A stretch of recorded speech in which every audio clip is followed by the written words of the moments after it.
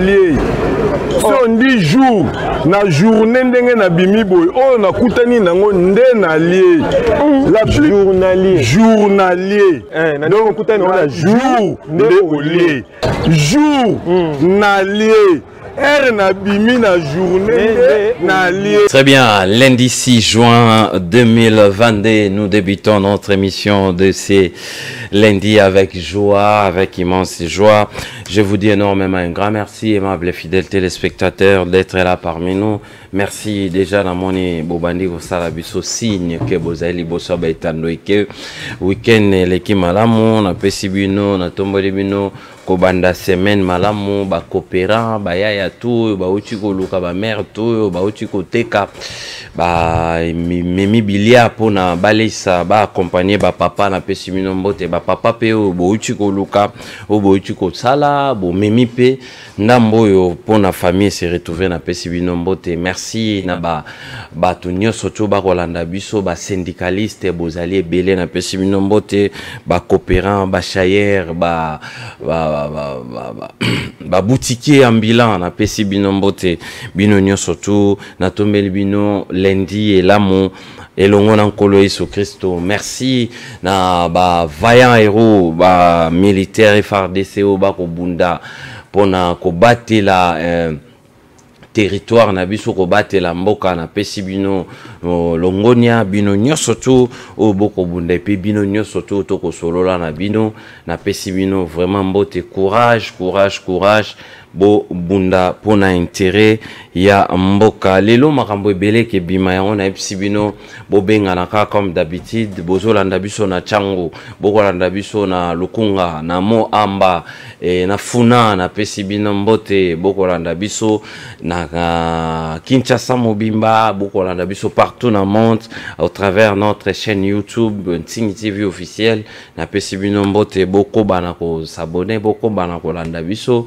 bozali vraiment to constituer famille qui to ko ya dénonçons na sengi bino boko te belé pour lelo na ba dossier moko na za na ngozo déranger makasi mais avant la fond la téléphone na ko pesa bino dossier wana après ko pesa bino dossier et puis tokozwa préoccupation tokozwa point de vue ya invité na biso invité moko nanu banda dénoncer banda dénoncer botama nanu to yamba été azali première fois les Canadiens dénoncé zali moko lelo bozali ebele na pesi bino mbote ndenge bozo sala biso signe ke boko landa biso en direct simba bik na fei na yo simba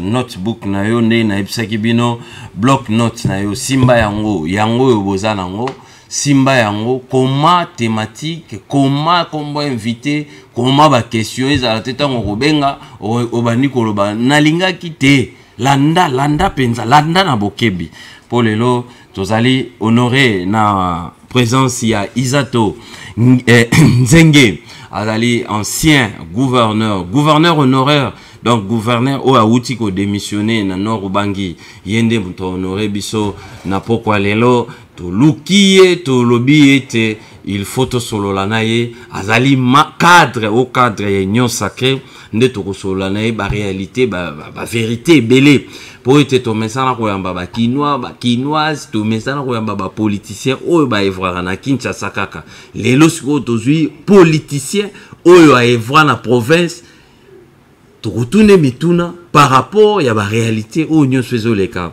na République démocratique du Congo thématique na biso RDC multiples défis ndeto solo lango lelo na gouverneur honoraire Isato Nzenge. Bonsoir mon Mboka. Bonsoir Ndeko Landry, bonsoir na Baïba Sobako Kolanda Ntingi TV.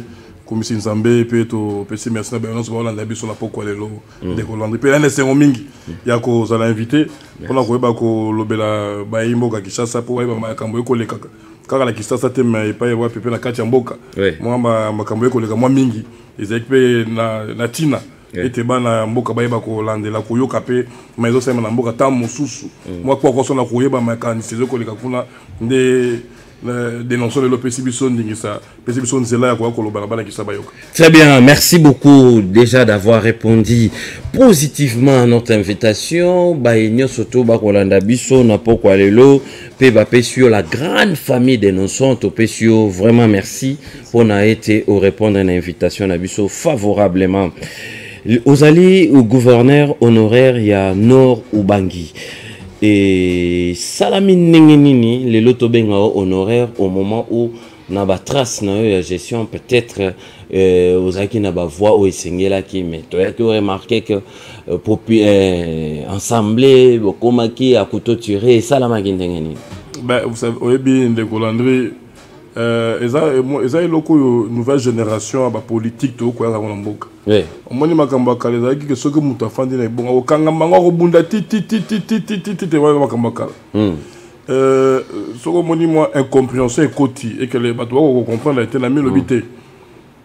Moi t'as démissionné pour la moi incompréhension kotaki mako ko se kotaki pour la incompréhension les gars qui moi mingi. Oui. Na ba quelques députés provinciaux et la milobité. Le cola nazar représentant chef de l'état kuna na bitumbo zo bunda na monité senga na zonga na Kinshasa. Na bunda na kanga na kiti ya gbado na bunda na zo Kinshasa pa wapi ko sunga ngai na sunga mokonza mboka na bitumba siko na sur toute étendue de la République démocratique du Congo. Ndeti na baki non tout pouvoir vient de Dieu. Et à un moment donné, il faut au moins qu'ils ont côté côté pour organiser la moussou qui toko aux ali n'engagement ko bon ça. Vous se sentir à l'aise, n'engagement démissionner et surtout que vous allez pénatif il y a Nord Ubangi. Très à l'aise. Démission volontaire, il a démissionné, présenté chef de l'État démission ngai. La yebi que la ko sungamboka na malolenge belé, on sungamboka les ala ko gouverneur. D'ailleurs, il y avait beaucoup de difficultés à fonctionner comme belé. Mais il y a des gens disponibles pour nous Congo. Très bien, très bien. Tous eu opportunité à Rosalana on a plateau les lots pour tout la réalité belé. Est-ce que évolution il y a province Nabiso Nengezo et Kendaka tout ça. Est-ce qu'on peut espérer un développement à la base? Oui, et là qui le Cambou il y a impulsion. De Colandry. Je pense que tant que tu es commis par gouverneur, l'avantage c'est que le président de la République, Félix Antoine Tshisekedi de Tshilombo, a la volonté que Makambo qui n'est liboso. C'est bien l'état Moussouba habité, mais tant que tu es gouverneur, Ayambi Bisso, grande province par grande province. Et là, on a le bango toujours. Comme ça, parce que pour en séance de travail, pour la Makambo Grand Équateur. Très bien. En général. Et non, en particulier. Et dès les premiers jours, à l'élite sous Simon Rabi, dans mon pas Grand Équateur, à toutes les provinces m'ont abandonné ma casse. Pendant un temps où belé, l'eau commence à m'agiter. Mais souci dans que tout est bandé de Rosa et l'eau qu'on a mboka, on a pas ok, puis même on tombe la mboka. Le souci on a déjà. Très bien. C'était déjà quelque chose de oh que là tout Simba qui m'a casse. En tout cas mon konzamboka a souci na biso mboka. Et il fallait qu'on accompagne parce que décentralisation c'est les gens qui m'ont accompagné. Et pourtant ils ont qui toque ma casse. Pour il y a na bamboka belé na Congo na ba province belé ba tika ko mona ba konzina bangote. Ba gouverneur ba grande province ba no ko na chef lieu. Voilà. Mbandaka to Bandunuville to Lubumbashi. Mais si ka moto ala gbado. Gouverneur ko zo mutu azu moto akota bamboka katiti ba 200 km na kati ba zamba le ko nga na kotaki. Et le gouverneur a yebi a mesana ba imboka yebi ko lobamloka mboka akota okota ti ba village na ba Congo na ba kilométrage a yebi. Et il y a une proximité dans la gestion qui est comme ça. En fait, la décentralisation, même dans la compétitivité, oui. La compétition des provinciales qui toque. Mais accompagnement, c'est là qui fait la malamoté. Et même étant que tu as mis le pouvoir, moi, je suis politique, je suis sous FCC cash, ma complication, union sur Banaki, ça, union sur Banaki, mais c'est que lancement, il y a effort, il y a souci à mon Konzambo.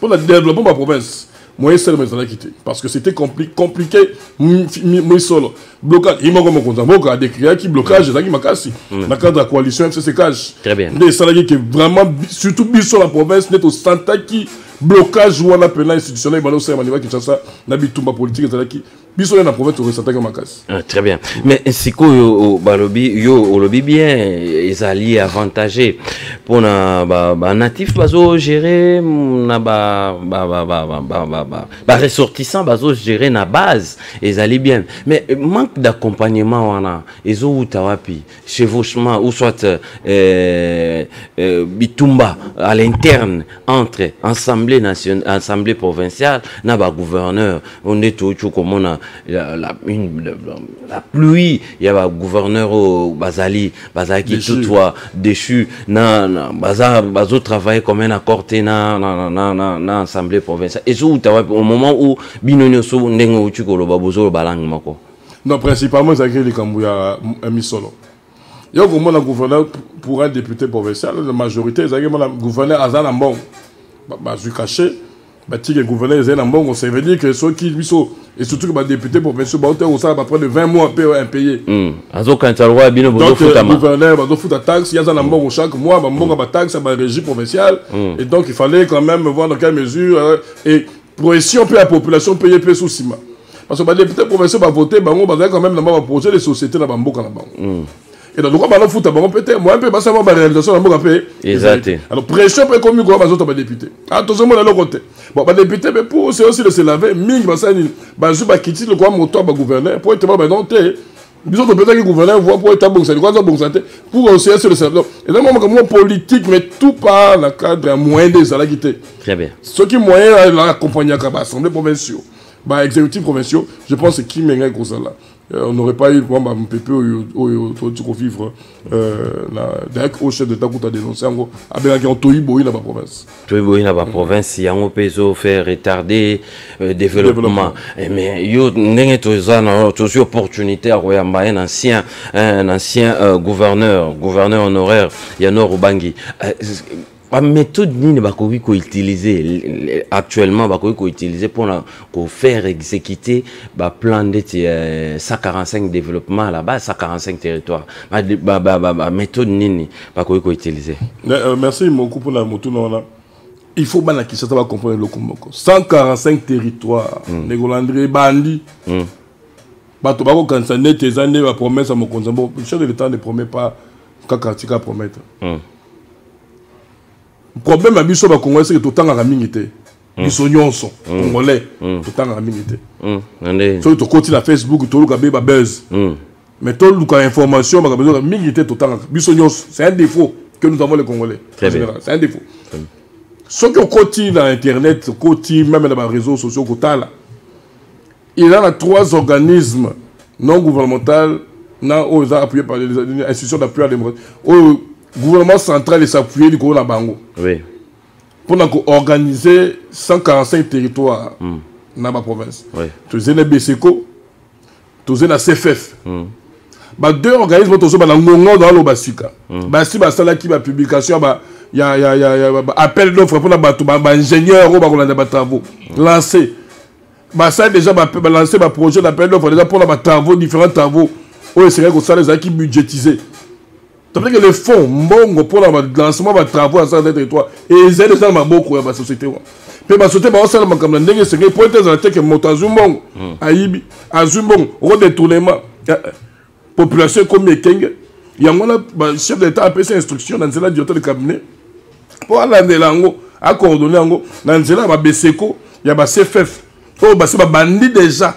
Pour recevoir des documents pour l'application, pour la soumission, pour la travaux. Moussala, ça, quand tu es bandit, et sur sur l'autre, et bandit déjà.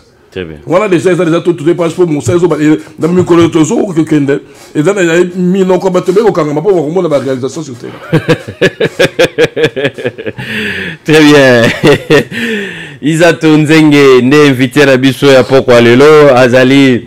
gouverneur honoraire il y a Norubangi et puis cadre il y a Union Sacrée Ndetoko Solola na RDC multiples défis on est les thématiques na biso poto solola situation sécuritaire et insécurité à l'est de la République repé sa point de vue na etoko chité tobetali solo ya la gestion actuelle ya moi mboka Félix Tshisekedi loko la yepa azali moto a participer nango ya komona ngo ndenge ni na repé sa biso ba élément après na fongoli téléphone yo simba kaka biloko toko solola oyeke bimalelo na ebisi bino ke na dossier moko na kobeta wana pokwa lelo bozale belé bokoyoka eloko ke bimao bozale belé tina présidence bozale belé donc bandana wa yambo kobanda wa yambo na lobi bien kitati pa ba militaire na kobeta eloko moko wa na dossier moko lelo oyo bomona dossier komona ngo dénonçant intérêt à peuple dossier oyo na robimselo ko lelo ezala somo na kopesa mpe na suka mwana mboka izato ya kokende nango akokende nango na présidence po yeba ete aloba ete pape na utie papa de noson abimiselo ko ezaboni o ezabombi pour la population to ezanini na kobimisa boza na bino calme eke bimalelo encore une fois merci ndenge tozana yo mais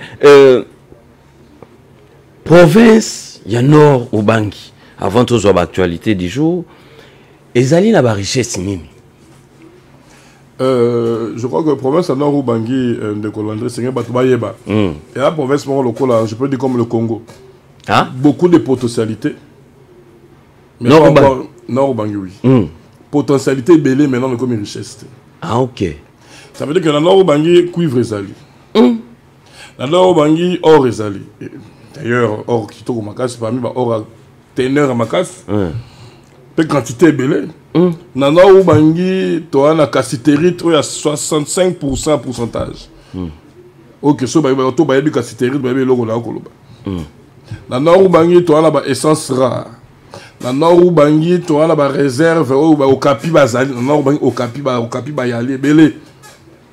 Ça veut dire que Nord Ubangi, ils ont la potentialité belée. Et seulement la seule différence, la seule chose, c'est que maintenant, on a la potentialité. Ce qui fait que, et comme une richesse, d'où difficulté de mettre en place, dans un temps mouqué, un programme de développement impact visible en fonction de revenu local. Très bien. Ce qui fait que non, Ubangi, la promesse, eux, ils ont dépendre à 98%. Pour ne pas exagérer, de le gouvernement central. Donc, c'est le gouvernement central qui est de l'autre côté. Et l'Européen a malheureusement conseillé le Machikate. Dans l'État où Makamela est Sika. Bozuiwana nyo surtout au nord Ubangi zanango. Et ça les pour baba na ko exploiter mais osengani. Première chose c'est l'information. Parce que baza une information te. Le roi nature parce que yo beaucoup kamwe. Très bien. C'est pour dire que ba étude état conseillé en 2016-2017. Les résultats ba étude hollandais ba conseillé en disponibilité ba carte ezali géologique eko bima. Ba quantité ba cuivre ba diamant makasi ba terre rare même bimi quantité bimi. Parce que quand il y a bon, ça veut dire que Babila est zali. Deuxième étape, il faut que l'investisseur va quitter. Ils ont la quantité que tu vas exploiter en combien d'années. Si Malango va une certification, tu vas certifier le jugement. Un desco mission banikoya, pendant que vous allez banzela, ou que les systèmes vont exploiter, puis qu'on va aller exporter ma produit. Donc ça c'est tout un processus. Du moment où l'information est comme les récents, alors il va processer ça les mains. Géologue, il certifié quantité à gisement, il y a cuivre, quantité à gisement. Or, quantité à gisement, il y a quantité. Si on a un investissement, il y a recherche et puis exploitation. Très bien. Bon, yo au sali musala wana. Ah ok, on a continuité à l'état. Tika kiango to au memi copie na yo. En fait, c'est d'accord. Je comprends.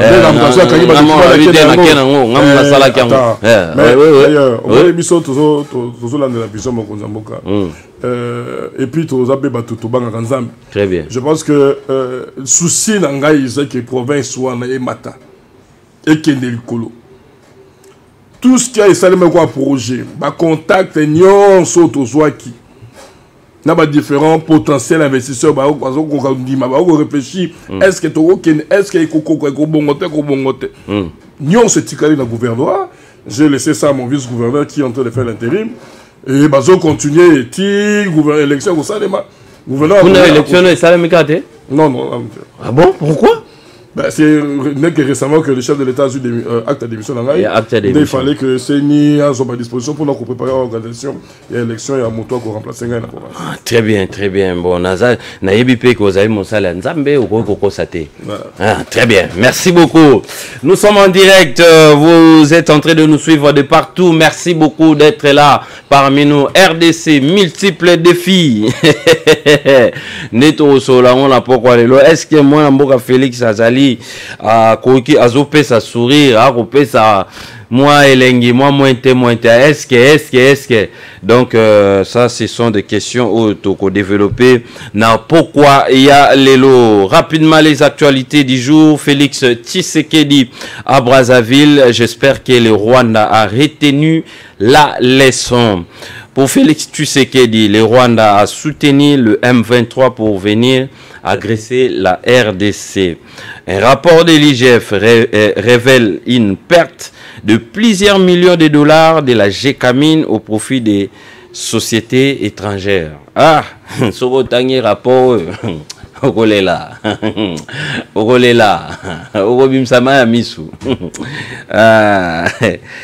Jean-Pierre Bemba invite la population à réserver un accueil chaleureux au roi Philippe et à la reine Mathilde.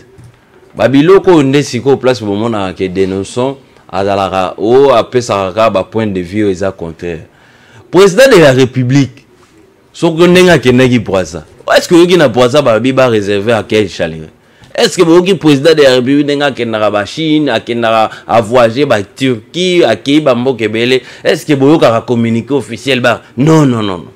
Bon, tombo tchaka bisoté le rôle sous-état té. Bah aïe, salut un message na aïe. Non bonjour la population en otage au beau réserve. Non, na Belgique bah ça la biloko on a pour la président Tshisekedi. Bah ça on était. Tout là tous à l'internet matin midi soir bah ça la honte. Il faut pas utiliser la population comme ça. Faut qu'on la moussalom congolais. Pour nanga la makan bokete botala on a TV. Obinini bokendete.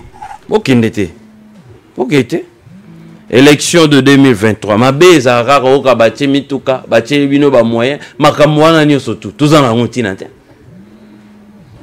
Zoya, tout kota brota on a information, brota on a dénonciation, brota on a na OZRT, brota et comment RTNC. Pour ba image na bango ndezo zonga bisoka kala. Mais comment RTNC. Élection de 2023, Ndembata conseil au PPRD d'aligner notre candidat en dehors de Kabila frappé d'inéligibilité. Denis Sassou Nguesso, tout devrait être mis en œuvre pour ramener la paix entre la RDC et le Rwanda. Félix Tshisekedi met en garde: le fait de vouloir la paix, la fraternité et la solidarité n'est pas une faiblesse. Ça, on doit le savoir. J'espère que le Rwanda a retenu cette leçon. On va chiter sport, défaite de la RDC face au Gabon. Si les autorités décident de me limoger, ce n'est pas grave. Hector Couper. Hector Couper, on a bien Kupanda. Azalaka na na social longwa na ye. Sikoyo mbongo bafuta kaye, nazana ba source. Mbongo bafuta kaye, ezana batoyo bazalaka ba bénéficiaire. Donc baliaka pourcentage. Yo ba esa ezalaka wana. Ye pona ye fala kende na ye. Moi si déjà les mina ye libala. Yo déjà mona muto à coacher équipe épaulée à biso ba olongolanga, ce n'est pas grave. Vous pouvez imaginer. Ngana sali par exemple erreur mon roi wanansing na bi soki promoteur olongolanga eza gravité. Na longolanga. Oh, donc c'est que na mi bongi ça déjà. Ezalaka te. Faut bien comprendre que Joe Oyo alimana makambo équipe nationale. Oluka ba ibenge ba Daouda, oluka ba coach basé belé, oluka bango et comment on ba na mboka nde ba comment ba ko so cha. Soki bo futi bien, soki bo futi était arrondimana ya oui, au nom ya patrie, comme na retard à 2 mois. A refutama. Mais ko zo ka bato ozo futi mbongo belé, musala pa malongati. équipe ye kaka soki inera pamba abeti bino akei na bango bakomi kosekana biso ngai léopard. Très bien, merci beaucoup.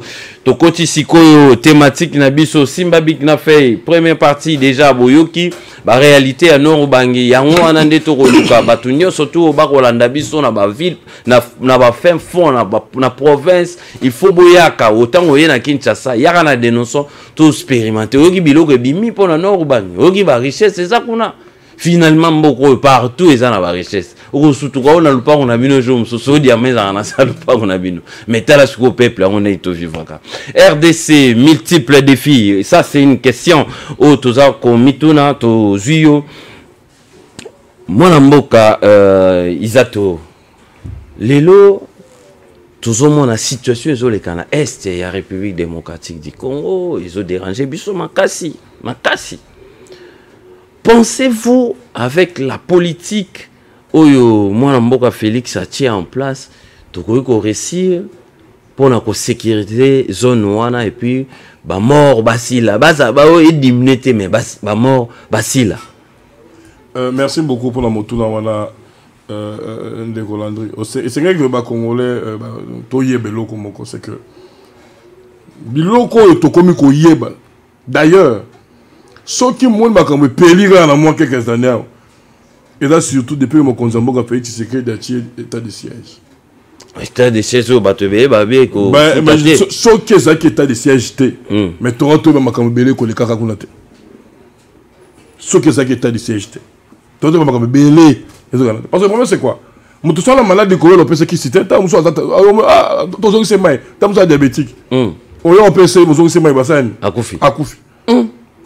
Alors, état de siège, ils ont un glycotest. Mon conseil, c'est pour eux, ils ont ça parce que le souci, objectif état de siège. Oui. En plus, il y a quelqu'un qui s'illustre à Makamabituba. Ils ont dit, qu'est-ce qui se passe là-bas?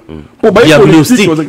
Il fallait qu'on y ait un examen, et depuis que l'état de siège, ils ont dit, papa, nous avons une agitation, pour un dans le laps de temps, nous avons une résurgence à la période d'état de siège.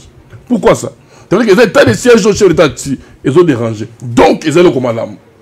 Pour nous, qu'on ait malé, mais qu'on ait construit ça, Makamabitou, mais ça, est. Sur le plan politique, chef de l'État, même les juristes, au Bakolandangay, vaut mieux un bon procès, vaut mieux un mauvais arrangement, qui est un long procès. Vaut mieux que tout le monde s'engage, que vous ayez la justice, c'est pour dire quoi? Bon, quand on habite, tant qu'il y a la diplomatie, entre voisins, on a des africains, tout le monde est sur les gens, on a pour la construire, ça m'a dit que est.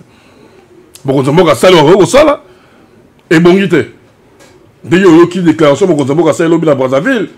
Alors, quand c'est une question, il y a une solution moto à faiblesse. Bon, on a une question moto à sur là, au moment où on a Yuma Baragank. Tant que je ne sais pas Yuma. Mais Yuma Baragank. Donc, on a gang à Keba. Bon, c'est le président qui qu'est-ce qu'il veut dire? Alors, ce n'est pas une faiblesse de tout cela. Et d'ailleurs, il y a un moment comme Rwanda. Bon, le quoi, comme Rwanda, nous sommes dans Rwanda. Nous sommes au Congo. Mais toute chose a une fin. Le problème, c'est d'officialiser ça. Oh, mais il y a des rapports, des Bima. Le problème, c'est que rapport Bima. Mais ça n'a pas été encore rendu officiel par les instances. Même la plus haute autorité, le président prédécesseur, après cela, Joseph Kabila, a très jamais dénoncé ouvertement. Il parlait de terrorisme, totalement la mission, totalement les réseaux sociaux. Alors, a dénoncé un mouvement terroriste, mais on n'a jamais eu un officiel pour dénoncer ouvertement, clairement, que c'était le Rwandais. Seul militaire au coup de l'attaque, à côté de Rwanda, 10 km, pour longtemps, est-ce qu'il va tomber qui, madame? Bazar, Mamadou dans le Lozab. Général Baou Malilozab. Mouza Bazawad. Bengani Batu. Bengani M23. Quand tu peux monter dans le pour longtemps, Bakimi a solo, Bakimi a solo. Mais le fait que Bengani Batu, de l'autre, le lait, tu le lis, général Baouma. Chargeant nos zolat, ça on a régime et l'équipe. Dans la liste, très bien. Tobane Bosembo.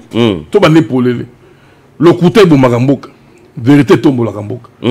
bosse moni yango batu ba congolais ba bunda ko to ba bengana bango mais ba congolais biso ba soto bi ba bunda na ba bengana bango lo za ba vaillant héros ba za ba 90% de l'eau là ba on les a surtout kunda ba aussi. Ça veut dire que ce n'est pas le régime passé qui va nous empêcher de les leçons pour dire non, non. Et surtout que Baronde Bayanango, c'est Baronde Bayana Bisso Bitumbo.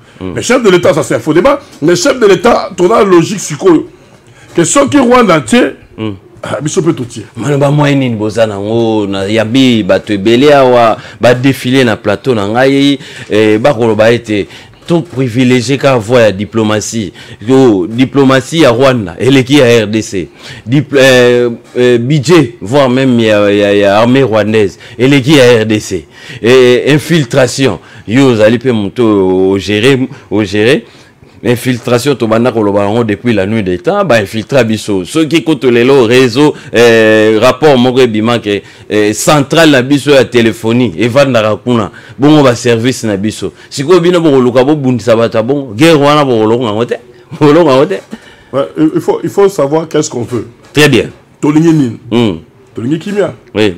Alors tant que Tolingi Kimia, toutes les options essayer qu'on a la messa. Baba Rambo on peut péter. Oui. Réseau télécommunique, basé dans le réseau téléphonique non. Bon to beta ba on est Mamadou Ndal, commandant mon colonel, général Baoum.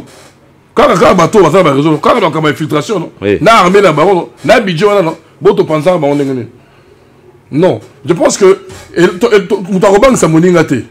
Mais seulement Negwalobi toutes les options c'est qu'on a la messe ça. Option il y a diplomatie continue. Mais tous sont préparés, qui veut la guerre, qui veut la paix, prépare la guerre. Et je sais la note pour la bino, tout aussi la narration. C'est la bino aussi là. Qui veut la paix, prépare la guerre. Tout le monde dans la Russie. Les Russes, pendant qu'ils vont continuer au côté de l'Ukraine, Sergei Lavrov, ministre des Affaires étrangères russe, continue les pourparlers, qui est dans la Biélorussie, on sait quand la guerre commence, mais on ne sait pas quand elle finit. Très bien, c'est ça aussi le problème. Au bateau, on fait ça au Congo. Ma père de famille, ma mère de famille. Si on fait un qui ça, tant qu'elle ne tombe pas bon massage. Biso bateau ko mettre massage, sinon on va massage qui est ah quelle tête non. Donc on a essayé de promouvoir plus que le moyen ce qui est coca. Dans la qui met que nous tombe dans connaître des fois na ba zonga sima ba tika ko soutenir ba plus on n'a pas la rwandais. Et toi, je crois que l'armée aussi, ça va être un moyen pour que Kimé soit dans le Pensez-vous que l'armée Nabiso, tu as vraiment en mesure de la face dans l'armée rwandaise? Je dis et je perds et je signe. Nous avons près de 54 pays en Afrique. Mais sur les 54 pays, la RDC est parmi les 10 premières armées. C'est-à-dire que tu as ma casse. Rwanda, c'est la 50e. Malgré ton budget, mais voilà, nous Sika, nous sommes 15e armée en Afrique. Ça veut dire que nous sommes assez en même la capacité. Il y a qu'au hors d'état de nuire. Mais ce n'est pas ça la priorité. C'est de chercher à voir comment on peut d'abord résoudre sur le plan diplomatique cette crise. Sauf qu'il y a Koko qui bâtit à Kimia. Et ils ont mis ça. Pour bateau, pas Congo Abisso. Et là, c'est retour qui est tout bien Rwandais. Maintenant, ça se remet sur moto dans le Kolokuna. Moto dans comme blessé de guerre. Arouya Awa, a comme l'anzela au second bon. Au Massafi, ton noki. Au PC Mongote. Et quand yo, armée la biso, yo. Oh, notre armée, français Makas. Oui, français Makas. Maintenant, il peut avoir le Kolokati. Le Kolokati a une station. Oh, mais c'est le gars soit au Massafi, ton noki. Oh, bah, ça ne peut pas déranger. Vous avez monté le beau, sans là-bas. Ah non, il faut faire attention. On peut bien la politique, on peut occuper, on peut mal. Non, écoute, il y a eu un problème de gestion, il y a des éléments militaires, ça va retraité. Nous sommes, l'érosion, on peut imaginer. Voilà déjà,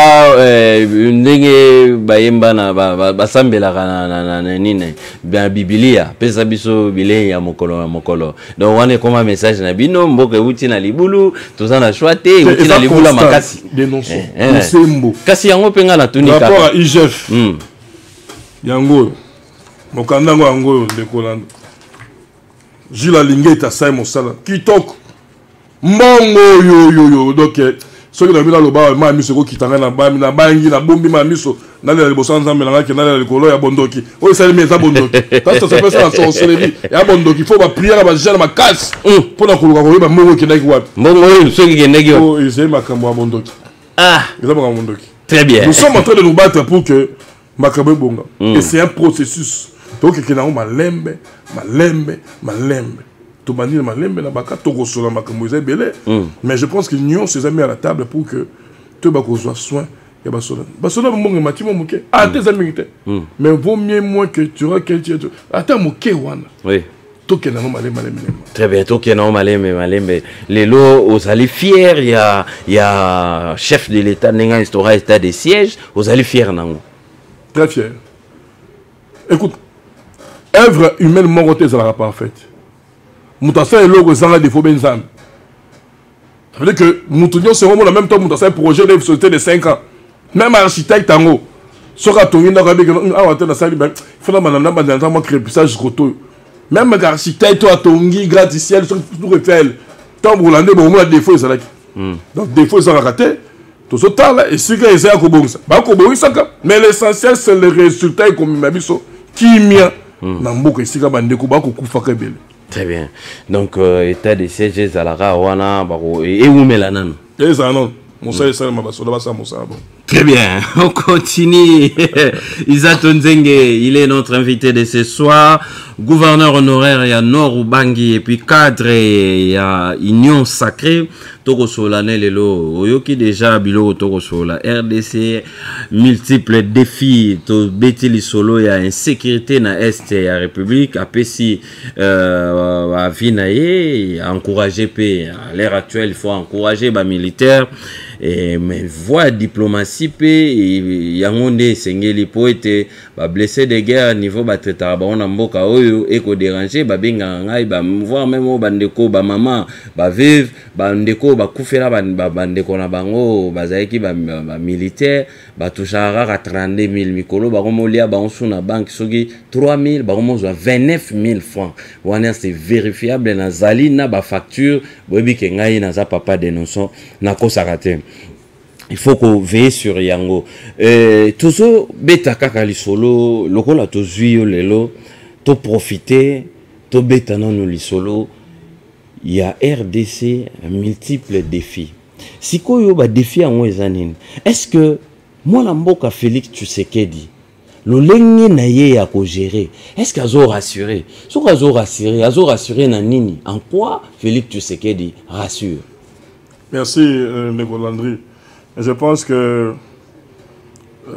Moutounet Tingaï dans un moto yo n'a que ça là au bateau au bien jalé loté. Très bien. Moutounet Tingaï dans un moto yo, pour ne pas être orgueilleux pour la colobater qui est l'olendo na koluka mosalate mais na moto na kolobande bosembo na makambu na lolenge sali. Chef de l'État est plus que capable à ça. Nazo tombo la kaka mokanda oyo mikolo tozaka na mokanda oyo Gila Lingeta Sal Mosala mokanda oyo. Synthèse du rapport du contrôle de l'inspection générale de finances sur la gestion de la GECAMIN. Yango. Tanga na page 2 page 3 somo. Mais ils ont souvent une dénonciation le problème c'est quoi? Oui. Toyebi déjà que basi ba bomba gine ko boma. Yango na ba kongomani ba tanga. Basi ba bomba ko boma. Milliards de dollars. Combien de kilomètres de route ba bombi ko boma? C'est que on esa situation. Yo le même nombre de réserves quantité il y a gisement qui la Jekamine. Plus de autant de millions de tonnes et Tiralibeso qui a peine sur 24%.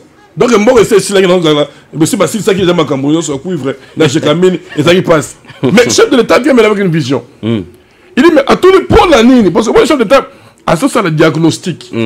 Le projet de société des Alaki. Maintenant, il y a un moni Makambo et Batamaki grâce à Lignette, Gilles, la Lignette, Bimi, la mise à bateau. Habitant dans le mot, c'est qu'il est qui m'a mis ma casse. Aujourd'hui, tu as le niveau de budget à l'État. Attends, Bisomoko. Budget à l'État, Mati. Tu as combien 10 millions de dollars, mon cher. Combien de. Quel jour, quelle année, quel mois, quel semestre, quel trimestre Quel exercice comptable et financier DG, c'est ça, 1 milliard de dollars en un mois. Depuis que Nabotami, depuis que Congo, depuis l'indépendance, mais avec l'impulsion de Tshisekedi. Et Bali Koyoka. Maintenant, chiffre, chiffre. Surtout sur la TT. Il y a la nation congolais. Les Congolais sont surtout dans la Kinshasa, sont les Kinois. Maintenant, ils sont les Congolais. Très bien. Kinshasa n'est pas le Congo. Kinshasa n'est pas les Congo. Tout le place où on a tous la peine, tous la peine, ils sont dans le même moral. On parle là où Kinshasa n'est pas le Congo. Ça veut dire que ceux qui tellement que c'est vrai, c'est normal, ils ont de bonnes guerres politiques. Au Koboma, madame, on a saga, madame, on a pas eu aucun impôt sur les bongas. C'est normal. Président Fayola, ils ont des Cambouis bonga. Des Bakubombaka, c'est pas un problème. Mais ce qu'on a dénoncé, moi je viens de l'arrière-pays, là, au Timbok. Utimboka Norubangi. Na Utimboka Norubangi. Tamboli Gemena, donc Norubangi sud na Tamboli. Mongala na Tamboli. Mais même na moto na Mati. Kokendo kokoma Guado to komi businga 140 km ko businga zunzela po Monjambe. OK ti kokenda ti kokoma na boso manzi. Kokoma ti na ba monveda ba paka bete kuma na kata bazamba minene. Ngana na ibanzela wanyos. Depuis l'indépendance. Depuis l'indépendance, 1960. Après le maréchal, au moins moqué maréchal Mobutu Sala.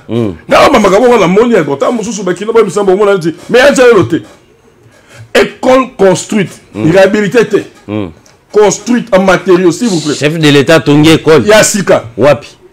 Na badolité même déjà. Image ezali de Kolandi. Il ezali, c'est tout sous makambu. Ya kolobaka ba français. Pas sous la table français té. Fais ça là, de soko comme ta badolité ko benga. Badolité aussi badolité c'est là Molegbe. Avant que Molegbe, car en face, il y a nani ya aéroport ya Mwanda. Ba auto école wana. Ya sika. Olongo na zela Molegbe, ozu même na zela ya nani ya zela ya Mobaimbo.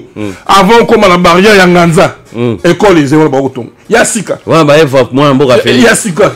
Félix Tshisekedi. Oh ban na biso mais kemi baroton na kati. Yassika, j'ai dit école Yassika. Centre de santé Yassika. OK na yakoma. Même chose. OK même la kati ya zamba la busi on continue zela Mobaimbo. Au kati na zelo ke ne pas mboa ba ko na ba yebi. Na zela ke ne pas mboa ke ne tiro mais zela bunini ya secteur bodangabo. Ben école les ali baroton ngama. Yassika ou papa. C'est pas que on est dans l'émission. Tant que la école m'a fait Kinshasa. Kinshasa n'est pas le Congo, s'il vous plaît. Bandeko ba Nord Bangi ba Congolais. Très bien. Ba o ba la Tikap ba Congolais. Même Chile Gelo ba no fi la Chile Gelo. Chile Gelo. Mais les Zali, les images sont là. Les images sont là, les images. Les Zali sont là avec itinéraire à partir de Google Torokota. Les alliés, là où on a ça pour tourner la dénonçant. Donc, écran, les alliés, les radio T. Dans un peu exemple, on a posé Chile Chile. Oh, vous êtes Chile Chile en gros. Yaka don, Yakawa. Yango. Avenue Sancourt. Avenue Sancourt. Près de la résidence du chef de l'État. Écoutez, Goudon. Yango. Écoutez. Oh, Nambogani. Nachika. On a Nakasai. Chile Chile. Yango. Ezosa. Tozoken. Moussous Yango. Ode Chile Jolo. Avenue Sancourt. Yango na tala. Depuis Yango les hommes. Tokei. Yango toujours continue. Tozoken. Ce dont on le makambo ezali pour les programme résidentiel lutte contre la pauvreté. École du 4 janvier. Réhabilité. Construction. Ezaya Mutomodi Kembe. Ah oui, il y a moi mboka Félix. Félix c'est que Yango. Tokei Zwango. Yango. Construit. Yango on a besoin de l'étage où on a bateau la rouge. Yango construit s'il vous plaît. Ezali tel que Chile Jolo. Bon ba yimi mo Chile Jolo mais Yango. Nzoka bidoko baneko ezali de balona ki lembuma et c'est un mbumé pour l'année bana robota. Tokei. C'est là auto kayole. Ba tuna mituna. Tokei. Avenue le roi des Kabila. Yango. Projet Chile Jolo. Kamat. Avec le roi de Kabila Yango. Oh, ma salle est le côté, je vais me sur un bon salut où tu as. Et il va gagner. Peut-être dans l'application de la faisabilité, déjà la moins difficulté. Mais Yango, tout ce qui est. Dans ce passage, c'est comme école. Tout ce qui est école. Avenue Lumumba. Avenue Lumumba. toujours pour les gélos. Avec Lumumba, comme à la poste, l'université officielle de Mujimai, Yango et Salemi. Oh, Zakama, Bangano, c'est les biens. C'est les agité. C'est les agité. Yango, il faut que Salema. De Golandri, et donc Salema, réalité Yango. Image dans la radio. Très bien. Dans la école, on l'appelle école. Il y a le couteau. Les longs à la poste, ça y est, banane, moi, la mboka Félix. Est-ce que n'est pas le barake, à saler l'autre côté, à saler l'autre côté, à promesse, pas promesse. Kinshasa n'est pas le Congo. Oh yo yo, tant que image la maïté mais yo quoi comme là. Février 2022. OK. École auto seulement et to février 2022. Na Yakoma. Yakoma. Là-bas kuna na kokozela ko ko kota frontière kuna na Centrafrique. Yakoma. École Yasika. Esaïe réhabilité et outil dans les néa et bimi. De Kochilombo. Excellent. Ok, bimi sa biloko, bimi sa biloko. École El Bosso, ce n'est pas la seule école. Ce n'est pas la seule école.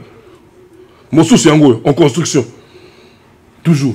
Toujours Yakoma. Au sein de là où les modalistes bâti ba réfugiés. Yango na nzela munene ko kila wana province abuso na mboka ya Mbanda honoré Mbanda Zabo. Nzela ko kila na mboka honoré Mbanda. On sala ka ancien conseiller chef de l'état Mobutu. Nzela mboka yango. Très bien.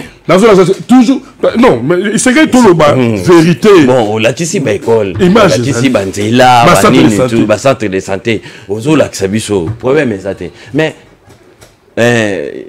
nani akangi bino nani a bloqué bino o bozo ko akopé sa solution te na matali coller à peuple matali sur mode de servir à peuple voire même on appelle ça des éléments wana nani akangi bino ngangani na bloqué bino hein toké papa boko nzamba to mona na stade de Matia ça fuka makinga nganga makaso ka congolais fuka na stade de Matia bana fuka maiti lolo elo nini o senti pendant ba école yango tonga mi on parle ngana mboka nzela bon parce que pour l'anglais net pas la mission à Kinshasa chez nous na mboka par exemple la Guadeloupe bo ba wana ngai OK to bali na école souci la mission c'est que ça nzela or na projet comme 145 territoires ba nzela ils ont intégré matériel et ils ont déjà démobilisé ils ont déjà na nzela dokenda il y a génie et peut pas sur la génie militaire pour pas sunga na nzela comme ça la nzela yakoma bado kota koli yakoma kota koli bado okenati gemena. Parce que ce qui est important chez nous, tout le monde a besoin de que ma fou la biso va besoin de ton de thé. Très bien. Le demande ko bana si mambo la biso kuna ton de thé. Biso ka benzela na kati bilanga na ngai na timwa bombe na ngamoko masangu bombe na ngamoko nguba na kangito na vélo na ngai nzela be kitoko to na bimisi na baba ko bande wa Congo central camion ko le kaka e kumbio na ngai na futu na ngamoko na su na ngamoke na boko na ngaba. Très bien. Biso to besoin de que ba pesa biso o mafuta mbele kiti même na Canada bloque mati. Même les États-Unis, carburant mati partout, même à Paris, c'est 2 euros. 2 euros, c'est 4000 francs congolais le litre. Donc, bisous, la minute, le président, ça est fort. Pour prix à carburant, ça en a assez. Mais sinon, la minute au carburant, il fallait normalement, le prix à carburant, il faisait plus de 3500, 4000. Ce qui est combien de temps qu'on contredit, par rapport à taux d'acquisition à prix, il y a carburant. Pour aller l'avion, vous voyez jeter. Parce qu'il n'y a pas assez de carburant pour casser du le taux. Et le président, le gouvernement, il maîtriser le prix. Pour faciliter le niveau de vie. Donc pour qu'on soit besoin de mboka de Golandri. OK.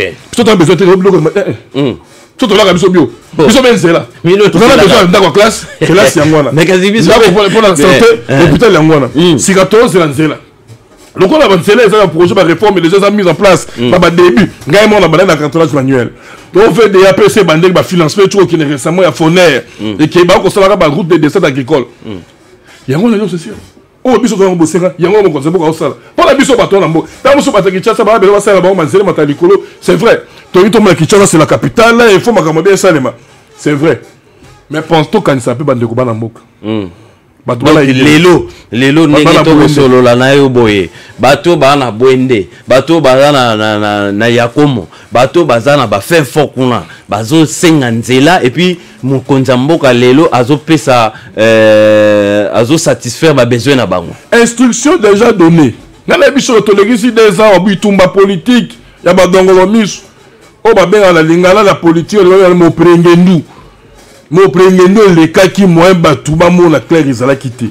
Mon premier terme dans la politique la lingala moi kasi bakanza mal kuluto bala mbala ba ebité mo premier les cas qui makasi moi to mon la claire ils allaient quitter.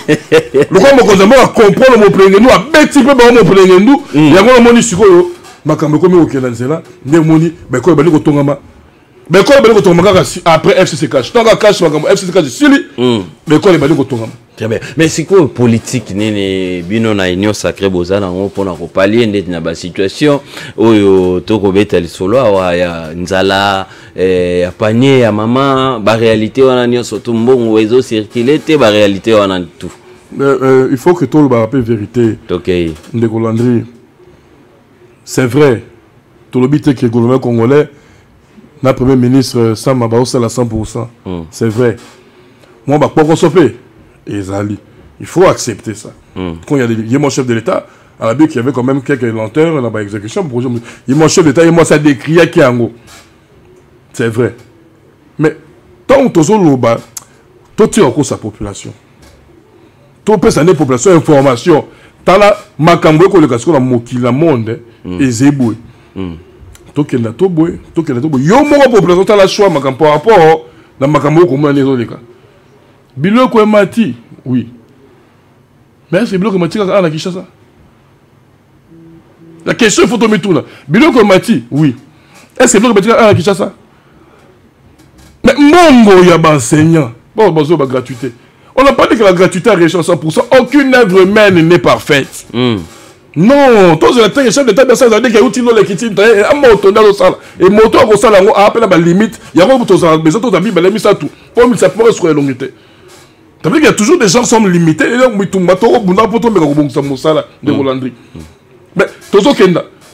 enseignement, les enseignements. Nous avons toujours pour la province de Colandry.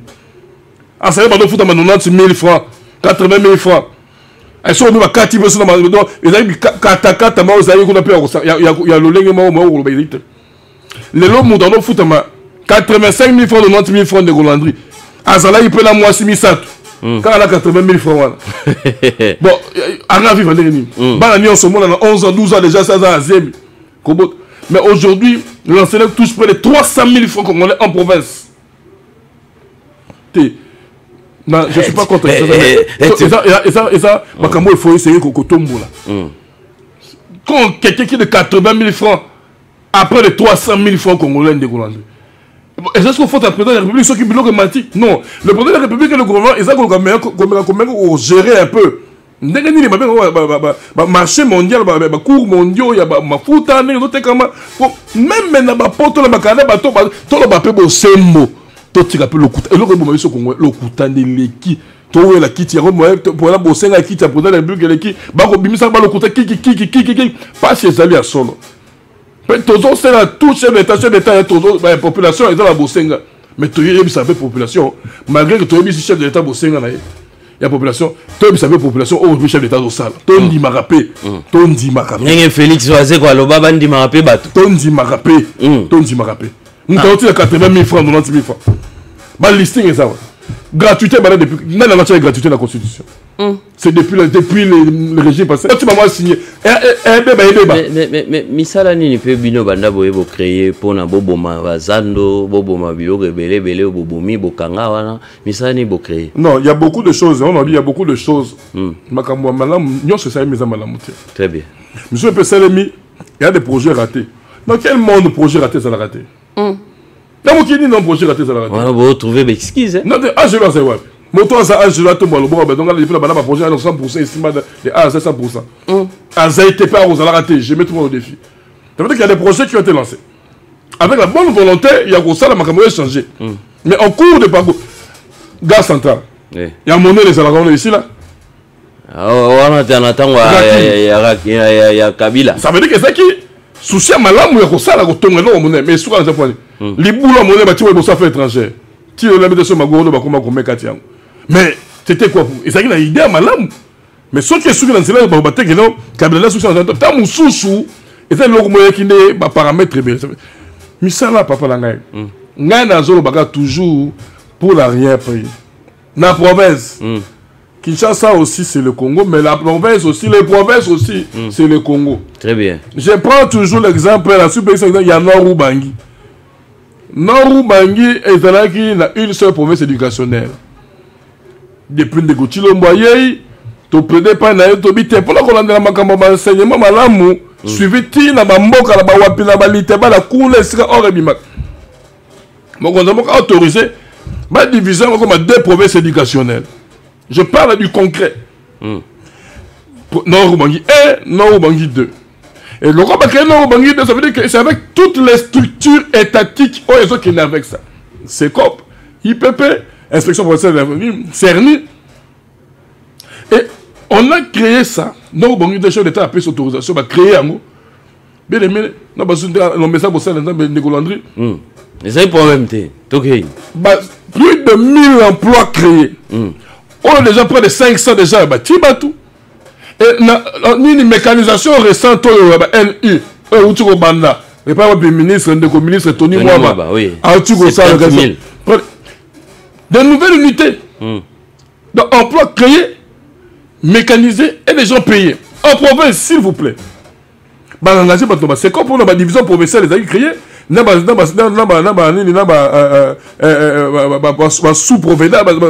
sous-division provinciale.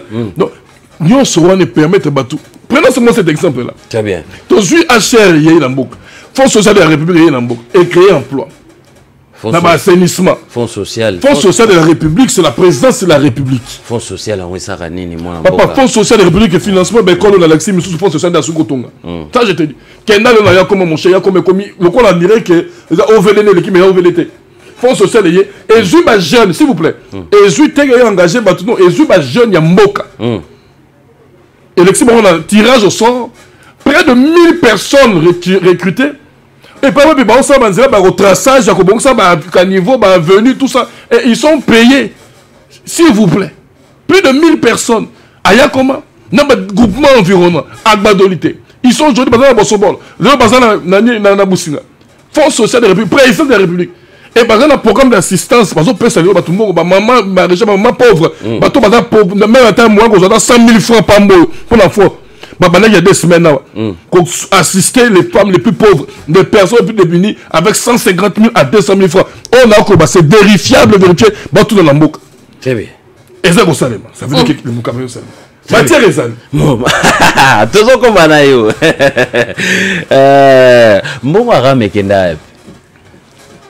Moi, je pense que, quand on est Congolais, on est politique, je pense qu'on doit être aussi, on est supposé, je pense, que tu es Batomayel. RAM, c'était un projet que le gouvernement central a lancé. Je ne viens pas défendre le projet ici. Mais je pense que le gouvernement dépend de l'Assemblée. À ce que je sache, RAM, n'a enquête nango, n'a mbongo nango. Na esika na eloko mbongo nango esika kosala. Na oyo esali. Na oyo esalite. Si sika. Moi na lobete pour nous la moni rapport ya boité. Moko le rapport ko l'enseignement na moi tel million autant que ndenge ça salité. Ndena ko lobela ram. Ce qui rapport no salma mo salma. Ba député ba mo sala bango. Ba ta musu ba député ba na ngana na ngote. Moi na lobela pour nga député nationalité. Très bien. Le coup les salariés on va débattre ba ba bunda assemblée. Ba mi sabiso na information de population yeba. To tikane ko mi ko na biso pour ton information malonga. Très bien. Bino bolobi bozo sala ba recette. Bozo sala ba recette mbongo ezokota na République, mbongo wana nde yango mutu yo sala ke ba salaire abatwe mata. Mais pour la nini bozaka toutefois na souci ya ko zwa peuple, ko benda peuple mbongo, ko rationner peuple ninge balobaka. Pour nini bozaka na souci na babiloko lokola ba ba taxe moko boyo ezali invisible. Pourquoi? Pourquoi? Parce que lelo bozolo bake bozana ba recette, bozosala ba recette à makasi. Mais à ce que je sache, Ram c'est balongola kiango. Ram balongoli. Simba siko eloko. Simba on a ebi ki ozana na ba entrée belé na c'était gouverneur de province. Gouverneur à province et na ebi pe que au solo la bien na mon papa Mokambia ya Ekolo président de la République. Pe sanga communiquer kuna na ebi sa gebino na ko bimiselo mo le lobino nyo suboyoka.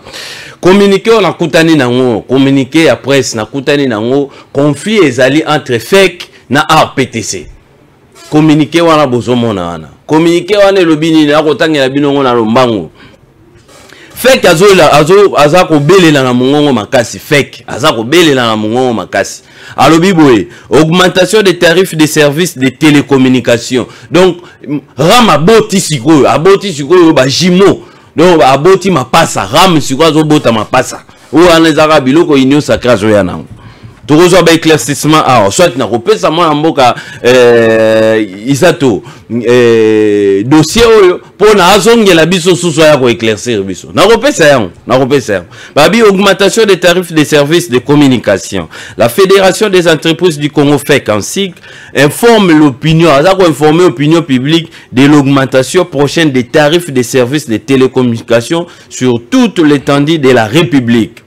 En effet, pour énumérer les prestations de l'ARPTC, Autorité de régulation de la poste et télécommunications du Congo, le gouvernement a instauré de nouvelles taxes et charges des opérateurs de télécommunications sur l'ensemble des services, appels, SMS et puis Internet. Wana gouvernement a instauré taxes wana pona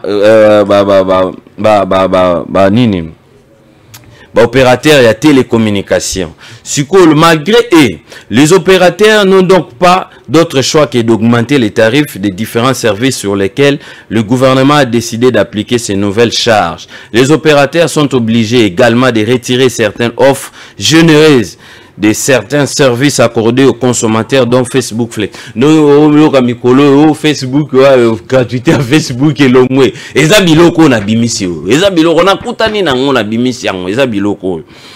Ces nouvelles charges au bénéfice de l'ARPTC. Ce qu'on charge au surtout, eza na pona bénéfice ya ARPTC. Et loko siko ezopesa kanda lisusu ya mwana mboka izatu. Yango yonde ezopesa kanda.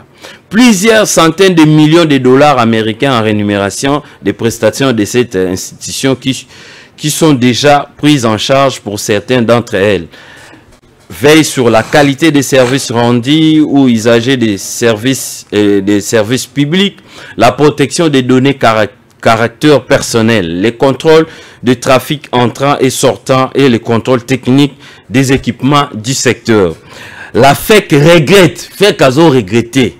Fédération des entreprises du Congo, cette mesure qui alourdit inutilement la charge de ménage dans un contexte socio-économique difficile, mais également la pression fiscale dans le secteur des télécommunications, laquelle s'élève à ce jour à 34% dans notre pays, alors que la moyenne en Afrique subsaharienne est inférieure à 22%. De telles mesures sont de nature à repousser les investisseurs dont le pays a pourtant besoin pour son développement. La FEC rappelle une fois de plus la nécessité pour les autorités de créer un environnement légal, réglementaire et fiscal sain, susceptible de consolider des investissements présents, à défaut de pouvoir en tirer de nouveaux. La FEC appelle les gouvernements à revenir sur cette mesure aux conséquences désastreuses dans l'intérêt du bien commun de toute la nation. Fête à Kinshasa le 1er juillet 2022, comité professionnel de la téléphonie. Bogolemba, dénonçons boza la place Boroki Mielatin. Boromitu nazui li document wapi. Nazui ango, nazui document oyo. Tokei. Borobinini, o borondimate, journal officiel de la République démocratique du Congo. Journal officiel. Balobinini. Le 9 mars 2022, décret numéro 22/11 fixant les modalités de calcul et les taux de revenus des prestations de l'autorité de régulation du secteur des télécommunications. Journal officiel Yangwana Bozomon. Sikoyo, page lundi. Nakei Nabino article 28. Balobinini. Fête à Kinshasa le 4 mars 2022. Jean-Michel Samalukonde Kienge. Nana Sinyango, Jean-Michel Samalukonde. Nazana tarification a. Yango. Tarification yango ezalia. Nenge matel. Tarification nazana ngo. Nenge matel. Yango nazana ngo. Siko nazako mituna. Yango na encercler. Nazo pesa bino siko tarification. Il y a appel et commis 0,0075 $. Donc, il y a besoin de remarquer que crédit boé. Piou et vous méritez sili. Bah SMS 0,003 $ pour élever sur chaque SMS. Mégabyte 0,005 $. Donc, oh, même Mikolo Soto Tcheka méga ils ont mélate 100 méga ils ont aussi là. Nin RPTC né à un conflit. Na fek biloko yango yango. Papa, je suis sur le plateau. Biloko yango bozomona yango. O ezo sala ke o ba message et komi mutuya, ba appel komi mutuya RPTC. Aboti sikoyo ram. Aboti bajimo. Moi mboka. Yango yo, apesi yo. Merci. Yango apesi yo. Yo sko lokolo solana tata. Lokolo solana ba conseiller mususu. Na ba directeur. Ba lobi bien ba fake name ta numéro ba biloko wana nyonso. Nga na kutani nango. Nga la ngaza parmi ba congolais batangela ba congolais mususu. Na kutani nango, na dénoncer. Taxi oyo nibo instauré oyo et qu'il y a la population. Mais bozo sala déjà ba recette à minen. Boni boni kotika biso kimiate. Tout ça ibinoni. Merci Ndeko Landry. Je pense que le Congo le président de la République Félix Antoine Tshisekedi Tshilombo a moto Azalina à l'écoute de la population. OK. Fake et comme au candidat le 1er juin, il est décrié. Biso Toza va représenter un peuple. Oui. Je suis un élu. Il y a des démissionné, mais il y a des élus. Le quoi la ici, population est moins peu la je pense que quand on a plateau, oui. Pas de Landry, na koye la yano. Et là on est allé dans ce dossier. Pour na ko un sentiment ko lobaté. Très bien. Pour na ko défendre un peu pour na sala té. Wala ko malati na ko mi mutajale l'auteur mugana té na sa bozo ba wana té. Très bien. Na kui document et population zo landa mosa de ko landa la sala biso be do ko tanga yango. To ko memonga pa ya ba to mayele pe muso to ko tanga to ye ko la mokanda. Ki ba balinga to ye ko la mokanda o malam. Si ma ko ye ko la yango to ko kenda to ko ya wakat. Pour na ko loba loko ni ezali. Peut-être Moussous, mon condamné, on a souci à Congolais. Tant qu'on fait comprendre tant Moussous que et locaux ils ont pesé dans les Moussous, n'a su que mon condamné, moi qu'on la place mon condamné que ça a été. Mais bon c'est là qui est tout seul. Toi y a qu'on a mon candango.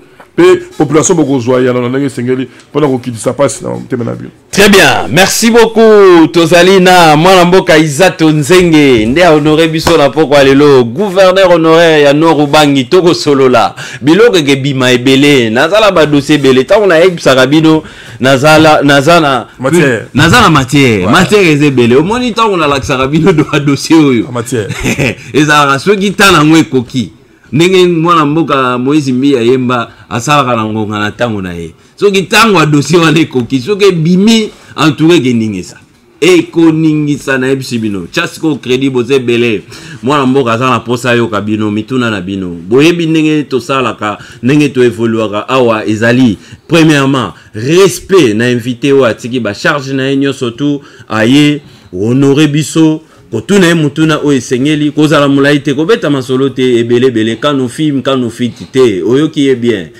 poser des questions on rentre du côté de la réalisation et puis on se retrouve tout juste après.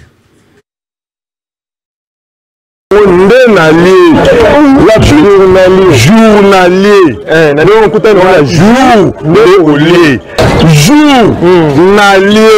Elle n'a bimi na journée.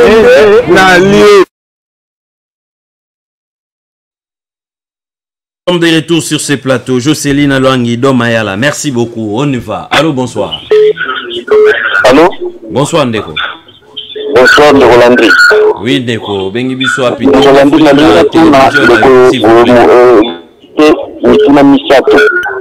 diminuez volume à télévision s'il vous plaît. Oui, j'ai invité, tu vas bien? Ça va, tout na mituna na. Ok, premièrement, budget, ta prévision ou bien déjà bon la banque. Ou à tout le monde comme 11 milliards. Et la prévision, tout les bon la banque, là. Première question, voilà. Deuxième question, projet 100 jours. projet 100 jours ezalaki FCC cash ou bien ezalaki IBP signé moko parce que toyebi FCC cash gouvernement nango ebimi na 8e mois 9e mois mais projet 100 jours ezalaki gouvernement voilà ye moko président de la République l'a limité ezalaki FCC cash te projet 100 jours biloko ezalaki basoba kotonga banzela babiloko atangela biso ekole mibale eza te kaka na baprovince isika zokende otanga na bamakete azolakisa biloko oyo bato bayo baverifie eza te atanga ekole mibale kaka oyo na kisasa na projet 100 jours. Troisième question nalingi natuna ndeko abimiseli biso rapport ya IGF ya nini ya nini ya oyo esalemi na Katanga ya Jekamine ok apesa biso eyano rapport ya IGF ya baprocès ya bakarte oyo ya bavisa tosuka wapi apesa biso eyano rapport ya IGF ya Congo Oldop tosuka wapi toyoko constate ke tango bazosala bankete wana bazose retrouver bango bapays de presse na kati oyoka balalisi yango rapport hôtel de ville oyo IGF basalaki na présidence eza wapi babiloko ya kokotaka peuple wana ezoleka lisusu na matoi na biso te parce que toyebi déjà makambo nyonso bozosala. Merci beaucoup, c'est très gentil. Merci. Merci, on continue. Merci, merci beaucoup. Tony, 3 questions. Allô, bonsoir. Bonsoir. Oui, papa, Tozo Kayo. Oui, Landry, Nazo Landalo, 5 sur 5. Merci beaucoup. Première question, Landry, Zali Bouye. Oui. Makambo, le président Zako Sala, comme dans mandat naïe, on a mis na niveau ya bakozi kuna na président. On a mis l'impact visible zati. Comment l'andene de quoi ça binisa on a vidéo naïe wana na téléphone. Mais pourquoi pas battre la émission moko baza la kolakisa tala na mboka boye na yakuma tala boye eza l'émission moko rien que kaza bala saka ba nino yo président ali kusala.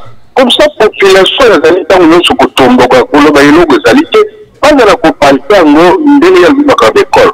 Jusque là non école ezalaka te mais lokola ye aza na ba image. Pourquoi pas kosala ba émission ndeni ya bidi kitasa ezali Congo te. On a une bague au la bémission moko propriété pour la collatisation avec pacte visible travaux avec pacte visible au président Zali Koussala. Ça c'est de 1. Il y a mis les naïna dénoncé. Na école Sévigné, il paraît que Zali Koussala a $50 dans mon moko pour la maquis obligatoire. Il y a un landry le rôle au Kotaka. On me donne un côté, on me donne une banquette dans l'école Sévigné. Voilà des préoccupations dans l'air. Très bien, c'est très gentil. Merci papa, merci na respect Nabino, merci na respect au bozo popesa invité Nabiso. Allô, bonsoir. Allô. Allô. Très bien, on continue. 089 73 88 067. Ok, ma question Nabino. Allô, bonsoir. Oui, bonsoir, papa André. Bonsoir, mon frère. Papa, papa na biso dans la plateau, na CP na ending na intervention. Merci. Papa, aux membres ya Ilio Sacré. Batu bazoboma batu na este baza na kati ya Assemblée nationale. Baza na milice, baza na badepute, baza na bamilice, baza na kati ya Assemblée nationale. Eza na bapoliticien mosusu awa na Congo baza ba auteur ya guerre este baza awa na Kinshasa. Bino na Ilio Sacré eloko nini bozosala mpona badepute wana eloko nini bozosala mpona bapoliticien wana ni opesanga réponse. Très bien, merci beaucoup.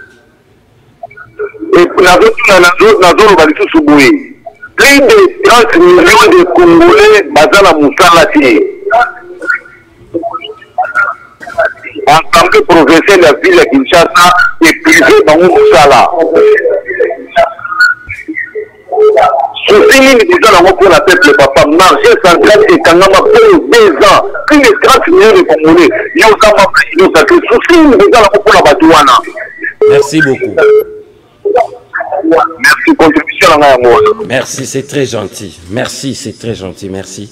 Tozoko Banabino 089 73 88 067. Bozali Belé en ligne. Merci, na confiance beaucoup les mbaté ko ça l'émission Nabino dénonçons. Allô, bonsoir. Allô.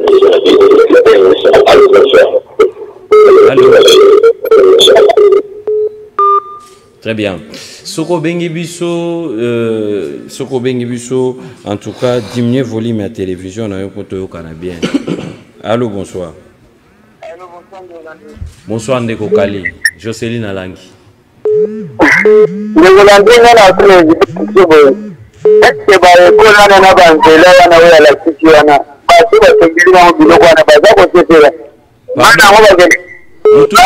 Ndeko Kali.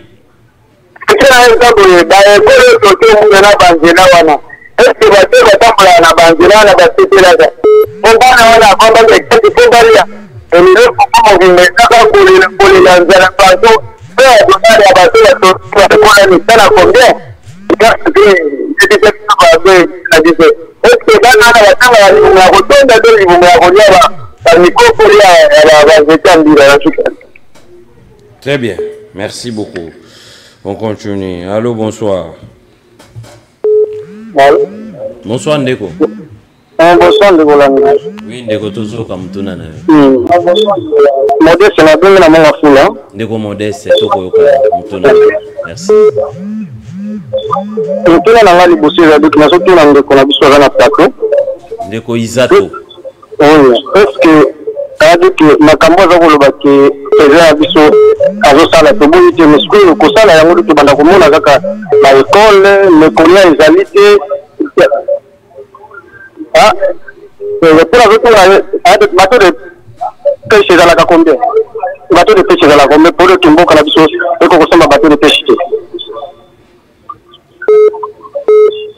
en dehors de ça donc yebisa Papa Jean-Pierre Bemba donc makambo zokoloba kito yamba soki reno ina ngona tozana besoin de moi tina ina bana ba kilo yamba biso makambo ne tali bisoki.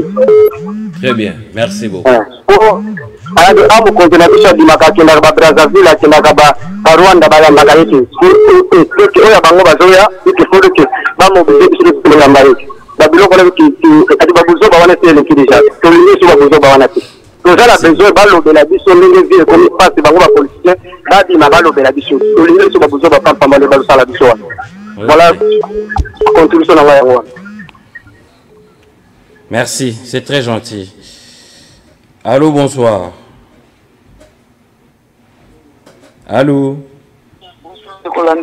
Bonsoir Ndeko. Oui, la ligne pour l'invité. Oui. Mais il faut comprendre que ceux qui ont 32 ans à échouer, ceux qui ont 32 ans à échouer, exactement pour la police du salaire, pour la bande de coups. Alors, qui est mon cas de côté, qui est le mais au bandana, il y a des animités dans toute la population, à dévier Yango. À dévier Yango, Makambo, Ram, là où on va rapporter aux autres de la mission, à dévier totalement. S'il vous plaît, yo tout na question. Yo landinga ine na tuni, o landite ba réponse na ye. Ngala lingi yo siko nde auto na ye pour bande ko basé belé en ligne, s'il vous plaît. Yango siko tuna na ngai ezali boyi. Très bien. Ba école o azola kisabiso, ezaka ka modèle o Jean Maria Bandaya ko la kisabiso, ya ba chef chantier, ba photo parce que on no sobiso tomo. Exemple de Jean-Marie Kassambala qui s'est habitué à 5 chantiers. Yango da zombi kibiso kaka na modèle ko la qui s'est habitué à maquette na Facebook, ba photo de bazo la qui s'est habitué. Mais comme wana, est-ce que atana kisasa awa ata moko desalité yazo ke ndaka ya koma na koloni biso to koma ya koma to mona yango ata moko na kisasa ou bien awa na bani parce que na ba maluku na ba watu ba kola mapezali. Merci beaucoup. Très bien, c'est très gentil. On continue. Mais Aïb Sakibiso Kinshasa est à Congoté. Alors, qui a précisé qui bien. Kinshasa est à Congoté. Les chefs a vu que ça la chantier Morona Congo, on dit Azo Salaba, Puido, ou Azo Salawana. Mais dans la province, Basali Maïté, les Arabons. wana au moins photos à la éclairci. Bonsoir. Ndeko kula kata André Fawilo la pêche mbote. Oui, mbote na bino nyos na invité. Très bien. Nazana mama loba fona communiquer bande connaître sa ville province de Kinshasa. Oui. On sait comment est-ce que si on retourne dans ndeko. Est-ce que tant mona samedi vendredi ba bombe ba faire mais ça topé samedi ba kuli bango pona guerre est ya ba Rwanda wana.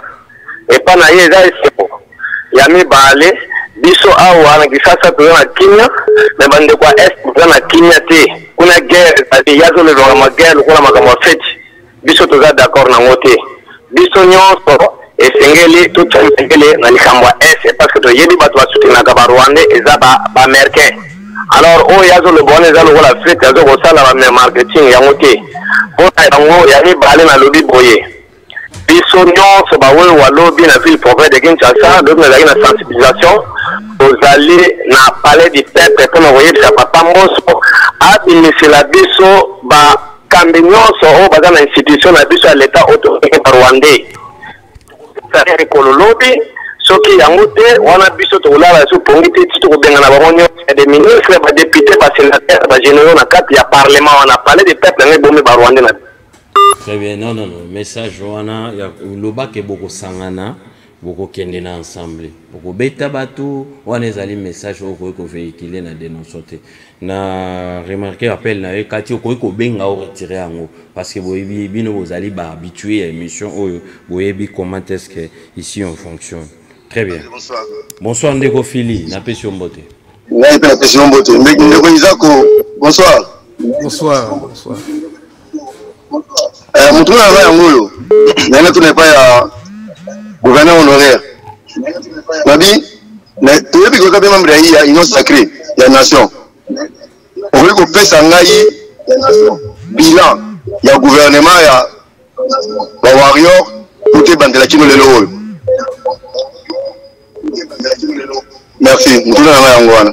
Très bien, merci beaucoup Ndeko Fili na pesio longonia. Tozoko banabino bokolanda biso ebele. Allô, bonsoir. Mwana mboga ta mwa 30 secondes ya pambanana lo bakona oyo mwana mboga Jean-Pierre Mbemba lobi toza ata wana te congolais azokufa nzala okokabile 2000 ate wana ata opira medite tokoyoka na nini toza ya lobi tokoyoka kande olobi botika biso toteka ba opira tomekani koteka makasi na bona tata wana aza mutu aza président kaneti ba président nyonso bayaka aya na ye aloba oyo amemeli biso mpona kosukisa mwana mboka ekise na biso bilan ya mokonzi ya mboka mpona eza largement positif. Merci beaucoup. Kalala. Asisi question na koseka. Nzombo le soir na okota avant toute transition, bozali ebele oh là là. Oh là là. Allô, bonsoir. Allô, bonsoir. Bonsoir Ndeko. Très bien. Merci. Question na ezali na tuna éviter na biso est-ce que bango ba tude bazwaka chance ya kokutana na mokonzi est-ce que bademara pena ba problème na biso ta mokonzi ndeti mpona ngai na kopesa mokonzi ya mboka foti te pour le président nyonso to baleka na mboka na biso bango nyonso bazaka mabe elakisi ke entourage na bango nde bato nde bazalaka nde mabe bamemelaka mokonzi na biso makambo ya bia mpona bango basi retrouve bambongo na bavi na bango basi na bango bana na bango na bapoto nde bango balimaka donc biso tomesani déjà na souffrance na biso nde tomesana toya mibali tobunda tosalaka cope na biso na mpona ngai namonaka na ngai ezala na ofoti ya président ezalaka foti ya bato bazalaka pembeni na président. Très bien, merci. Merci beaucoup, c'est très gentil. Jocelyne Alangi, en image, et puis on se retrouve. Journalier,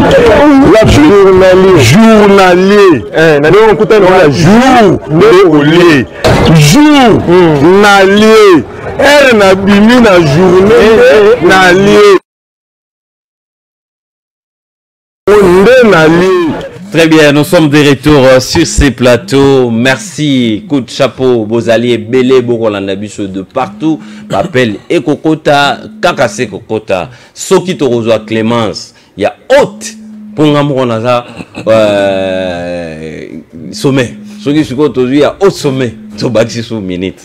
Parce que gouverneur honoraire n'est aux années na plateau. À chaque fois, ceux qui sont honorés n'a pas invité de marque. Il faut qu'on paie sa rabango, tant ya koloba, qu'on paie sa bino pétan, qu'on tourne la question, qu'on paie sa bon pétan, qu'on répondre. C'est au moins ça. Gouverneur honoraire, Isato, Oyoki population.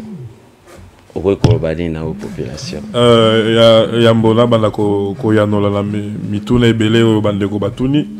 Premièrement, d'abord, on a remercié vraiment Batunion, son ballon Libiso, parce que ça démontre aussi l'intérêt.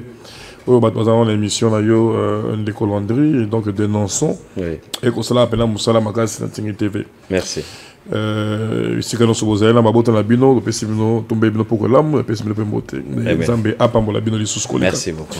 Alors, budget prévision. Une question à qui budget prévisionnel.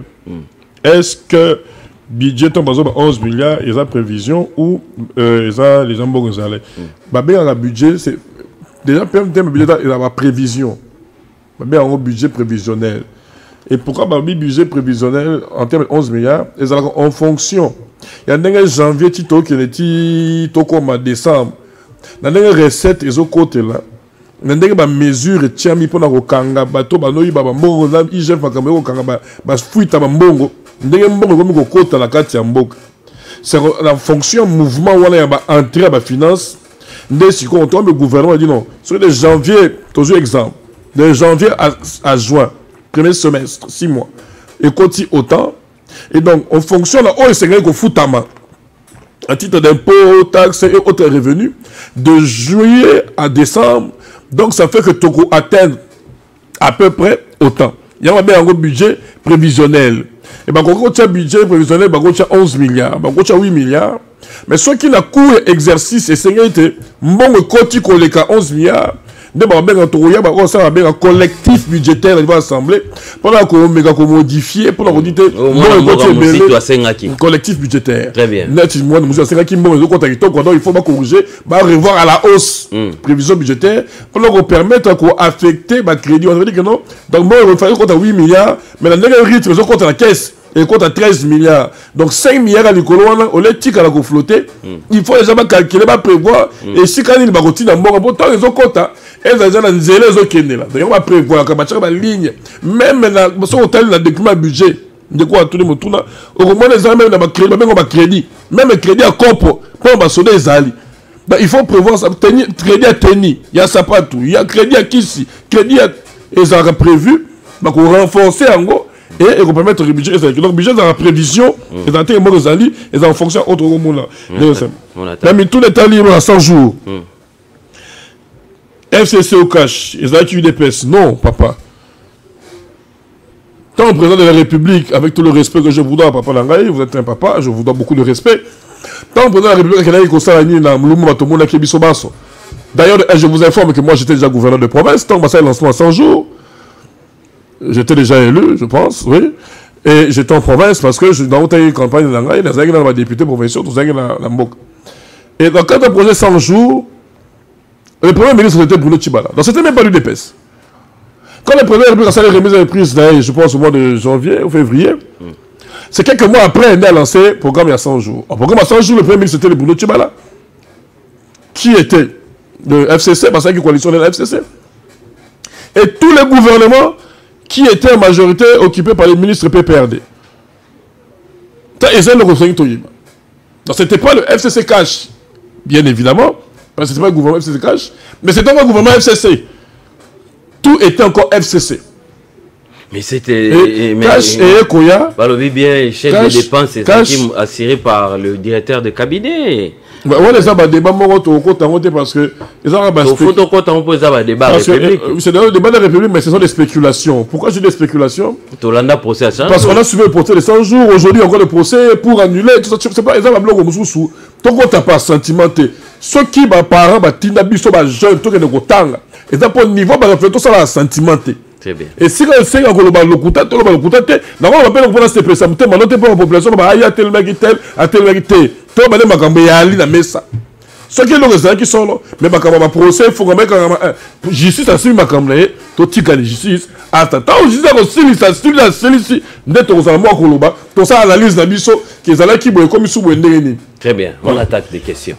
Alors troisième question, projet Gécamine. Rapport à Gécamine. Rapport à Gécamine. Il y a d'autres. Pour aller à qui Congo hold up, rapport à Congo hold up.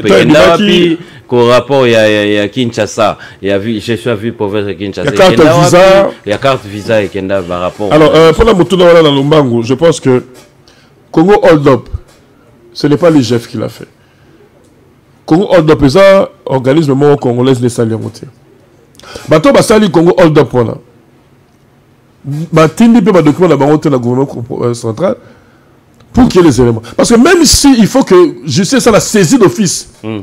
Attends pour un coup de cassation, il faut au moins des éléments.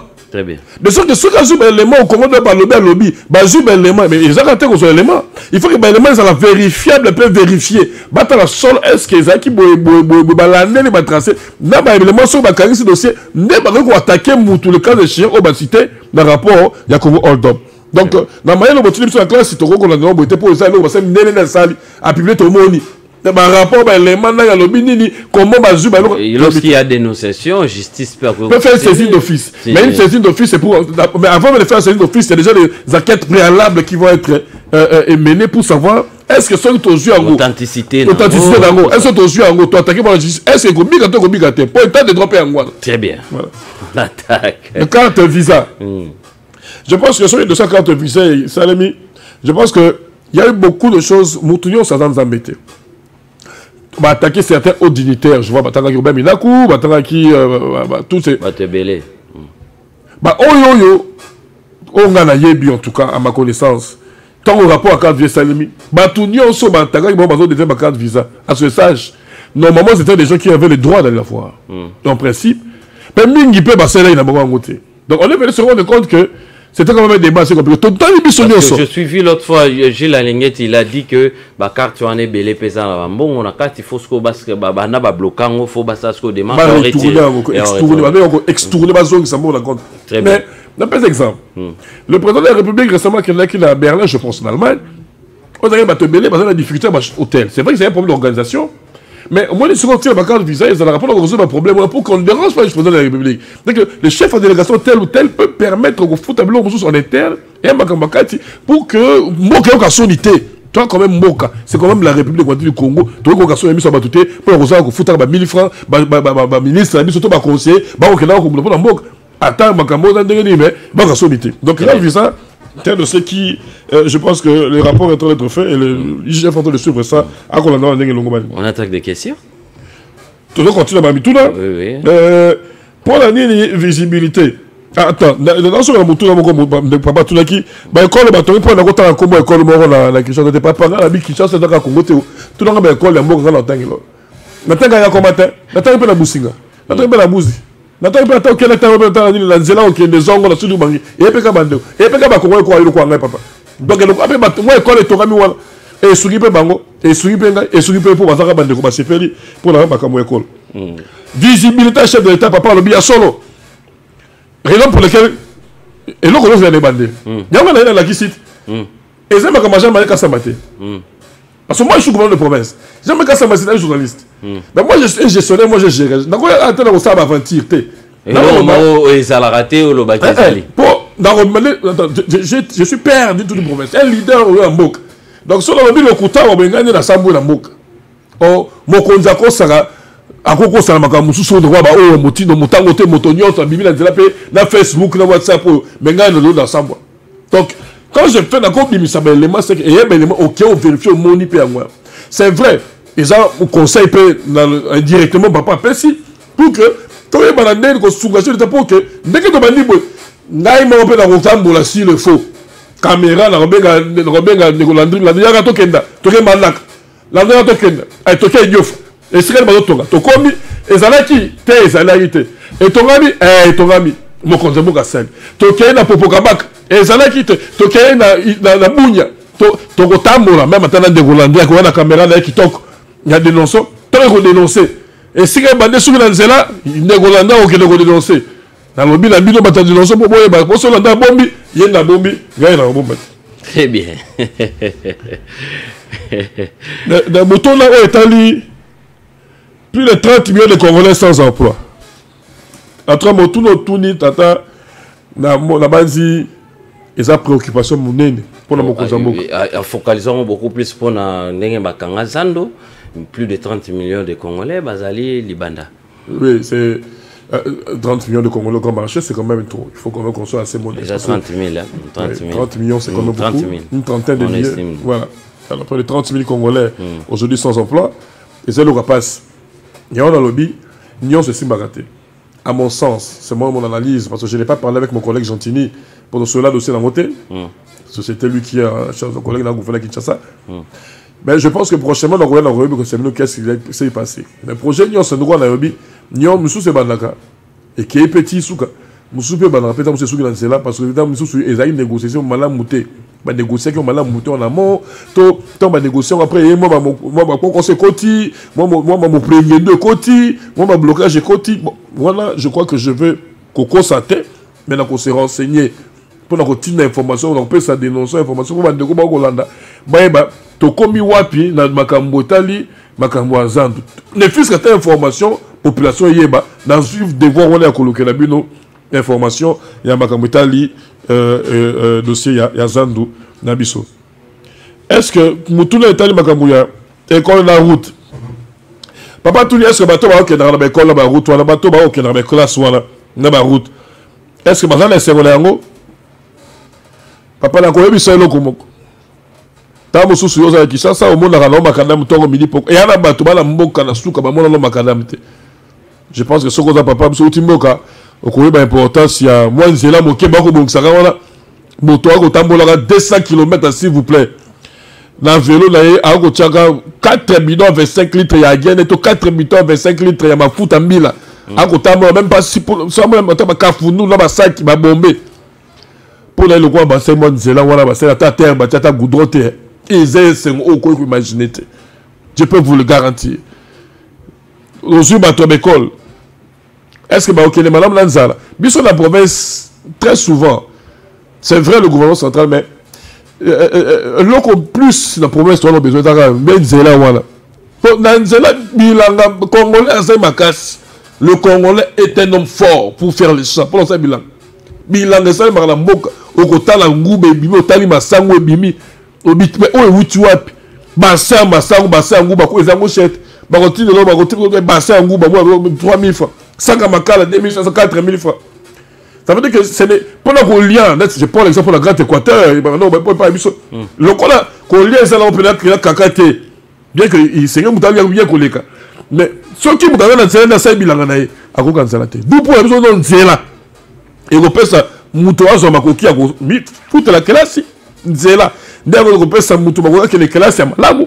Nzela ndeko ça que mutali le kola patron la Kinshasa. Très bien. Est-ce que le chef de travail, le chef de Mokozamboka, a quoi qu'on pour la bateau de pêche?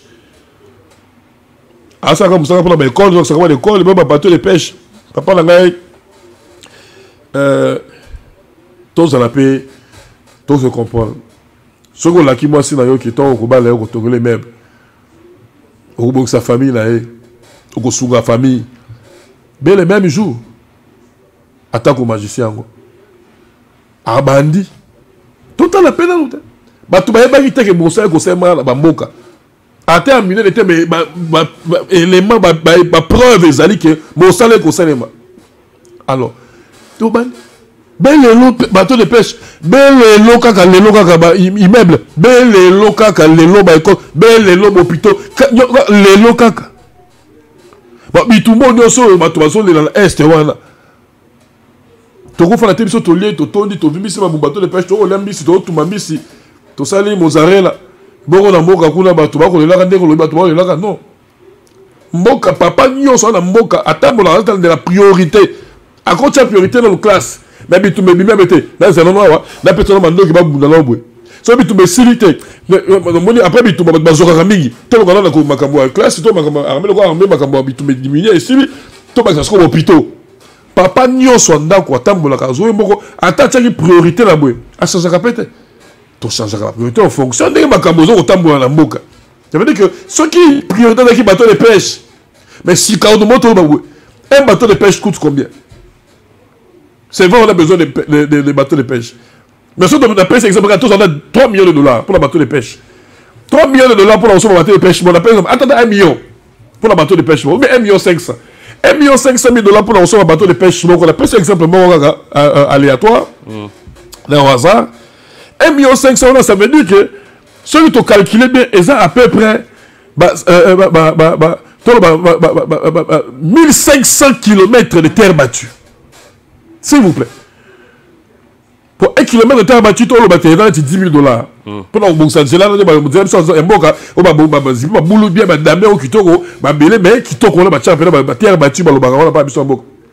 un kilomètre de 10 dollars et 10 000. Ça fait que 1000 km, ça fait 1 million. 1 million 500, ça va faire 1500 km de terre battue. Donc, que tu sois un bateau de pêche moko. Que tu sois Mongo, 1 million 500 000 dollars, tu sois un bateau de pêche moko. Oh, gros, mais pour la Goya, mission, on peut bateau, bateau, bateau, on peut on peut pour mission, mission, on a maille. Au Tibet, l'homme, on a tant au Kangima, mission, on est mieux. Mission, on a besoin, puis, nous, c'est le Congo. Même l'Équateur, ils sont là en Bongo, tu l'as en capitaine, et ils sont en Congo. Et ils sont en Congo, papa, la bon. 1 500 000 dollars, on va recevoir un bateau de pêche moko. Et donc, on sera à 1500 km de terre battue. Ceux qui basent jusqu'à 1500 km de terre battue. Basent à 300 km. Babi, tous en Bongo, tu as 300 km dans le nord Bangui. 300 km dans le sud Bangui. 300 km, au moins que 5 provinces sur 300 km, où il y a un bateau de pêche, où il y a donc, parce qu'on a débordé. Il faut que ça. Bilan à Warrior. Pour que ça. Bilan à Warrior, de Colandry. Je pense que le bilan est positif. Ah bon? Je n'ai pas dit largement positif, mais j'ai dit qu'il est positif. Très bien. Il y a des choses à refaire. Oui. Il y a un macambo bon ça. Pour le BLP, ça il peut bien été. Mais bilan est positif. Qu'est-ce que vous donnez comme conseil dans les Congolais ou lobby pensa que barokende mama roi belge wana teza ba fantir bozong sabiso ka na temps colonie bino enyo sakende mbosali appelle to ke yamba roi yo mo roi bon ça c'est homme intègre. Bon ça c'est la politique. Ouais. Ils ont fait la politique. Ils ont veulent aller accueillir le président de la République a demandé à son parti politique. Ils ont ma politique en interne. Ils ont officialité. Est-ce qu'ils ont communiqué officiel? Il y a le ministère de l'Intérieur, tout le ministère, il y a les médias. Non, ça se fait. Là, ça veut dire que c'était politique. Ça veut dire qu'un politicien qui accueille son frère politicien a demandé à son parti politique, à son parti politique, d'ailleurs, on va soutenir. Il y a une cousine interne. Et il y a une santé. Si on a mieux retrouvé la carte de groupe, qui a un peu